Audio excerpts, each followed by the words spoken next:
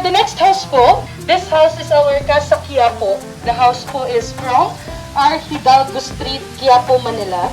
It was built way back in the year 1867, owned before by Don Rafael Enriquez.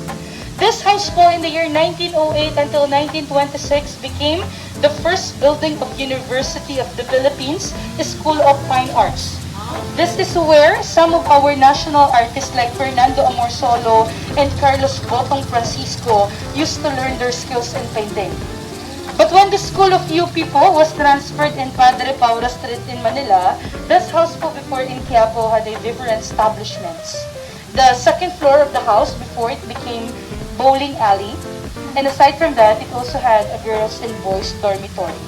But the saddest part of the history of this house, that door that we have here at the ground floor had sex live show, and then at the other side, before it became abortion clinic. Here in the resort, we really want to bring back the glory of this house when it's still the School of UP Fine Arts. So that's why inside this house, we already have some exhibit. This CCTV that I'm talking about is a small hole on the flooring at the second floor of the house. The function of that one, for example po, there's a visitor here at the ground floor of the house knocking at the door. Instead of the owner go downstairs to check who are those visitors, to make it more easy, they were going to look into that hole at the upper part. And if they want to welcome the guests, they were just going to pull a string at the second floor, and if they pull that string, the door at the ground floor will immediately open. But on the other side naman po, if the owner don't want to welcome the guests from that hole at the second floor, they were going to pour water to their visitors. And sometimes, instead of water po, they use urine. Yes. According to Mr. Acuzar, this is one of the most expensive house that he bought. Why? 4 million pesos is the total amount of this house. Because aside from the wooden part of the house, which are original, this piedra china stones, this Chinese marble on the flooring, are also from the original house po in Quiapo, Manila. The subject po kasi of that exhibit is about women empowerment. So they use Vocal magazine because Vocal is a Filipino magazine that is published in Israel and issued more about achievements of women. Here po at the second floor of the house, you are going to observe that there are two kinds of pillars here. The unpainted pillar and the painted one. The unpainted pillar here is the original of the house in Quiapo, Manila. And aside from the pillars, also this cornisa at the upper part that are unpainted are also original from the house in Quiapo. But of course, during the dismantellation process of the materials, some of the workers cannot really assure that 100% of the materials, they can actually get it from the original. So there are some parts that are only replica, like those pillars that are painted, they just replicated the original one. This house that we have at the right side is our Casa Tondo from Tondo, Manila. It's the typical structure of the houses before in Tondo during 1900s. So those roof-like structure po are what they call canopy or media agua that serve as a protection of the family whenever there is a heavy rain. This big house po that you can see at the side, this is our Casa Candaba. The house po is from Victoria Street, Candaba, Pampanga. One of the oldest house that we have here in Las Casas. It was built way back in the year 1780. So more or less, the house po is around 242 years. So here po in the resort, the second floor of that our Casa Candaba is already a functional office, while the ground floor po is a driver's quarter. For our last house po that we have in our heritage tour, this is our Casa Binondo Tres po or Casa Bizantina from Binondo, Manila. That was built way back in the year 1890, owned before by Don Lorenzo del Rosario, a well-known contractor po and principal before in Binondo, Manila. This house po in the year 1914 until 1919 became the school of Instituto de Manila for their elementary and secondary education. But when the school po was transferred in Sampaloc, Manila, they are now known as UM or University of Manila. And after the war, this house became the house of almost 50 informal settlers' family.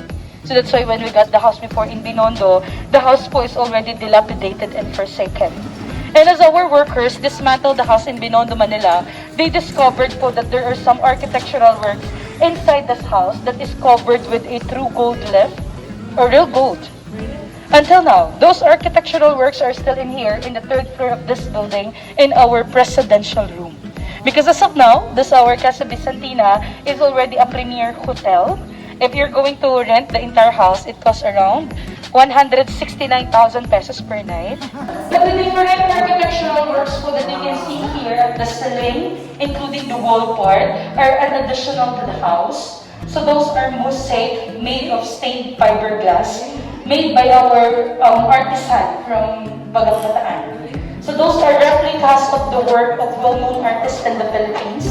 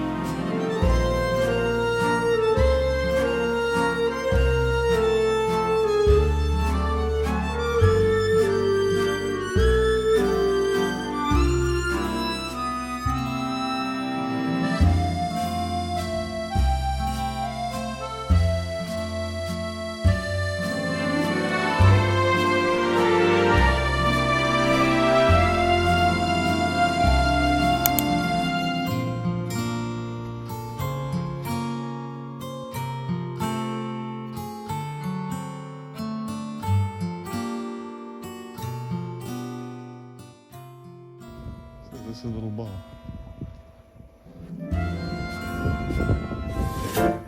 Ça c'est bon.